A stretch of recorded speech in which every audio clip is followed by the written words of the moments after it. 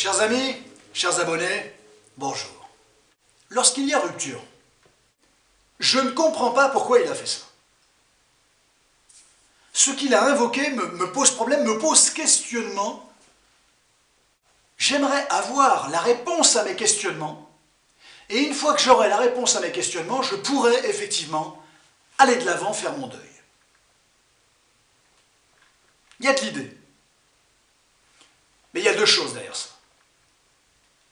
La première, c'est que quelle que soit l'explication est au plus claire, nette, précise de ce qui se passe dans la tête de l'autre, il y a quelque chose d'inentendable. Il y a quelque chose de pas matérialisable. Ce qui a du sens pour une personne, on n'a pas forcément pour une autre, et particulièrement dans les histoires affectives. Autrement dit, même si l'explication la plus fluide et la plus clairvoyante vous parvient, vous resterez toujours sur votre faim parce que ça suscitera toujours du questionnement. Toujours. Quoi qu'il arrive, et de l'interprétation. Une interprétation en lien avec le fait que vous subissez une situation, et en lien surtout avec une blessure narcissique. Donc l'interprétation d'une information en lien avec le fait de déclencher quelque chose, de se dégager de quelque chose, et la même information en lien avec le fait de subir et d'avoir une blessure narcissique, ne peut pas être la même interprétation, puisque les deux postures psycho-affectives ne sont pas les mêmes. Mais forcément, ce qui fait effectivement cette inadéquation des interprétations, c'est qu'il y en a un qui est dans une posture où dire telle chose et penser telle chose a du sens, et que l'autre ne peut pas l'entendre parce qu'il est dans une autre posture. Et d'une, il subit, et de deux, la blessure narcissique le fait fonctionner d'une manière différente. Ce qui est logique. Logique dans cette psycho-affectivité. Tumultueuse au moment de la rupture. Bien sûr que c'est l'impensable, c'est l'indicible, c'est l'inentendable.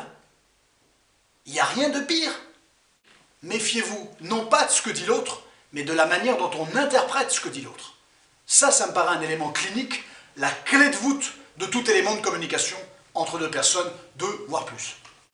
Chaque mot aura finalement une interprétation différente en fonction d'une personne, de la posture dans laquelle il est, de son arrimage, de sa confiance, de son histoire. Même si vous parvenez un jour à avoir la juste explication, que vous ne pourrez jamais réellement entendre, puisque la blessure narcissique vous fait fonctionner différemment, interpréter différemment les choses. Ce que l'autre vous dit et que vous pourriez potentiellement entendre générera, suscitera d'autres questionnements. Bien sûr, une question suscite une réponse. Cette réponse est susceptible, elle-même, de générer une autre question. C'est un jeu savant psychologique. Il n'y a pas de réponse possible sans qu'il y ait une autre question qui apparaisse derrière. Je dirais même qu'une réponse, elle est déjà la racine d'une question future. Et vous n'auriez pas eu cette autre question si vous n'aviez pas eu la réponse à la première question que vous aviez. Saisissez ça. Autrement dit, c'est sans fin, c'est un cycle sans fin, un cercle sans fin, et qu'à un moment donné, l'autre, il vous demande d'abord de le laisser tranquille, et puis vous êtes face à l'obligation, indépendamment de vos informations, d'avancer. Donc, on n'entend pas les choses de la même manière, puisque la posture n'est pas la même. Vu que toute réponse va générer une question, effectivement, c'est un cycle, un cercle sans fin. Et qu'il n'y aura jamais la réponse absolue à une blessure narcissique, puisque fondamentalement, la manière dont quelqu'un nous désinvestit, vous pouvez faire 4 bouquins, 47 vidéos YouTube, 250 parchemins de je ne sais quoi, fondamentalement, rien n'expliquera à votre blessure narcissique le pourquoi du comment vous avez été désinvesti. Rien. Vous cherchez quelque chose qui n'existe pas. Le problème, c'est que pendant que vous cherchez quelque chose qui n'existe pas, vous n'avancez pas, et vous êtes bloqué. Je comprends cette mécanique, la preuve, je vous en parle. La vie, bien souvent, avec sa difficulté. Je sais ce que c'est, je sais trop bien ce que c'est. La vie, bien souvent, nous demande d'avancer avec plein de questions qui n'ont pas une réponse ou une juste réponse. D'ailleurs, une juste réponse, est-ce que ça existe? Chers amis, si à chaque fois il fallait la réponse à une problématique, pour avancer d'une case, ça serait excessivement compliqué, ça serait absolument invalidant. On ne serait pas maître, on ne serait pas acteur de la situation.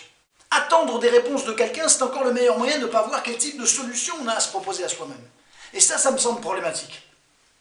Ça me semble problématique. Il ne faut pas être dépendant. L'autre ne sait pas plus que vous les choses. Vous en savez même probablement plus que lui. Donc n'attendez pas de quelqu'un qui en sait moins que vous. C'est une métaphore. Trouvez vos propres réponses. Acceptez d'avancer en l'absence de réponse. Et la vie vous le demande. Il y a trop de situations incompréhensibles dans la vie qui font qu'on n'a pas la réponse à une question. Ça, c'est capital de comprendre tout ça. De le savoir, de le comprendre. La mise en application est tout autre, beaucoup plus complexe. La vie, bien souvent, vous demande d'avancer avec des situations qu'elle vous propose et vous n'aurez pas accès à certaines réponses à des questions que vous vous posez, que vous êtes en droit de vous poser. Je pense que, en toute bienveillance, et je sais trop bien ce que c'est tout ça, pour l'avoir vécu moi-même, que oui, on a cet effort à faire, non pas sur la vie, sur nous-mêmes, pour dire, ok, j'ai pas la réponse, j'ai des hypothèses, je suis Baudor, je pressens, je perçois, j'imagine que c'est ça ou ça, mais fondamentalement, je n'ai pas de certitude. Quand, dans la vie, chers amis, chers abonnés, quand est-ce qu'on avance avec des certitudes? Quand? Donnez-moi le moment, le lieu ou l'adresse, on y va tout de suite. Il n'y a pas de certitude. Dans la vie, on avance avec énormément de choses. Mais on avance quoi qu'il arrive. Ça n'empêche pas la confiance, ça n'empêche pas un bagage, ça n'empêche pas une assise, ça n'empêche pas une conviction, ça n'empêche pas des réussites, heureusement d'ailleurs. Mais fondamentalement, il y a toujours une part qui nous échappe. Il y a toujours une part de questionnement où on n'a pas la réponse, où c'est l'avenir qui va nous répondre. Or, il y a beaucoup de gens qui voudraient avoir la réponse tout de suite. Oui, je serai où dans 6 mois, dans un an? C'est une métaphore. C'est une rhétorique, c'est une métaphore, un peu risible, je vous l'accorde, mais fondamentalement, il y a beaucoup de gens qui sont dans ce positionnement-là. Et à partir du moment où ils ne savent pas finalement où ils seront dans 6 mois, dans un an, bah limite je ne bouge pas, moi j'attends. Alors que la réponse, elle est dans le fait que tu te lèves, que tu te bouges, et tu vas voir où tu en seras dans 6 mois, dans un an. Mais chercher à avoir la réponse à un questionnement sans utiliser finalement les éléments de la vie, c'est stérile. Hors d'une rupture, on peut en faire quelque chose qui est certes excessivement pénible, mais on peut en faire quelque chose qui est productif. C'est souhaitable, compliqué mais souhaitable, mais tout comme on peut en faire une chape, une rupture peut être une chape. Et on est dessous et on ne bouge plus, et on est écrasé, et on subit. Et ça, c'est tout un état d'esprit. Je vous inciterai toujours, je vous inviterai toujours à essayer d'être pragmatique. Même les choses les plus difficiles peuvent se transformer d'une certaine manière en grande réussite. Parce que la réussite n'est pas forcément la résultante en soi. C'est la posture dans laquelle vous allez être.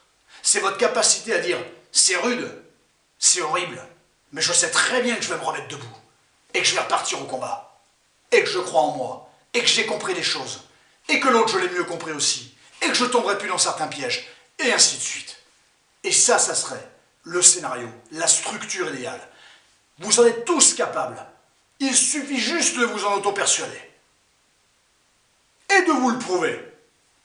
Donc, j'attends d'avoir la réponse à mes questions pour pouvoir faire mon deuil et avancer. Attention, c'est une idée fausse, c'est saugrenu, c'est un meilleur moyen d'ailleurs, c'est le meilleur moyen de rester en lien avec l'autre et dans la relation à l'autre. Attention, c'est bien souvent contre-productif. Et bien, même si la réponse juste, limpide, parfaite tombait, elle susciterait d'autres questionnements, et vous diriez « Ah oui, mais attends, maintenant c'est phase 2, j'ai d'autres questions dans ma tête, il me faut les réponses à mes questions en phase 2. Et d'ailleurs, si j'ai eu mes réponses en phase 1, il faut que j'ai mes questions en phase 2. » Et vous êtes bloqué parfois pendant des années et des années. La vie nous oblige, on est tous dedans, moi le premier, à avancer sans la réponse à certains questionnements. Ce qui n'empêche pas de trouver de l'attrait, de l'intérêt, et de mettre en place et d'élaborer des choses. Et ça, c'est capital. Ne restez pas figés. Avancez, avec ou sans question, avec ou sans réponse. Créez vos propres réponses, en adéquation avec vos questions, momentanément, comme un gilet de sauvetage, en attendant qu'il y ait une petite barque qui vienne vous récupérer. C'est une métaphore. Vous n'êtes pas en train de couler.